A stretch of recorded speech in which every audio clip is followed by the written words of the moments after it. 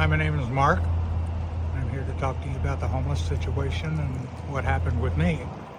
I was in an unfortunate experience where I was sharing an apartment with a friend of mine, and it was above an office where the manager downstairs wanted the apartment, so we had to move out. So I was lucky enough to have purchased a 16-foot trailer and converted the first 39 inches into a living quarters with the bed and all, because I had all my other stuff in it.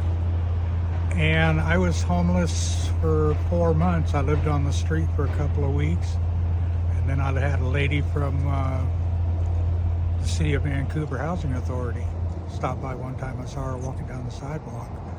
Her name is Sheila, and we talked for a few minutes, and she says, "I'll call you back."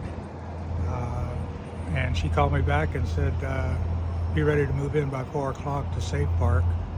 And I'd already been on the streets for a couple of weeks. And I ended up at Safe Park for 4 months. When I got there, I was introduced, I'm prior military, so there was a military man there. And he introduced me to Jacqueline Alley. Of Exchange, and Jacqueline Alley says, let me contact some people. The people contacted me from the VA, and it just snowballed from there. But you got to be willing to jump through the hoops. Okay, they requested information. They requested my DD Form 214, which is my separation papers from the military. They requested my bank statements, things of that sort. But, you know, it's the best thing that I did for myself, because now I'm living in a studio apartment. It's quiet. You know, we have some homeless people that are living across the street from us, but they seem to be okay. They're not getting in and hassling us and stuff like that. But you got to be willing to do what it takes. Accept the rules. If they say you can't smoke in the apartment, don't smoke in the apartment. You can always go outside. If they say don't use drugs, don't use drugs in the apartment. I mean, that's just the way it is. Go somewhere else. The best thing I can tell you is get a hold of the Vancouver Housing Authority and do exactly what they ask you to do, and do it like quickly, because that's what's going to get the ball rolling. To get you in a home, especially if you're a family. I mean, it's very unfair to your children to be living in a tent or on the streets. You know, for your children to be doing that. And I've seen that quite a bit. I saw it at Safe Park. There was a family there, 2 girls, and all they had was the tent that they were living in the car.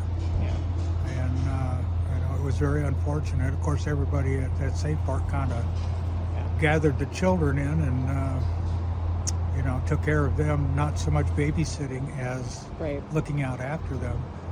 But still, you know, I can't say it enough.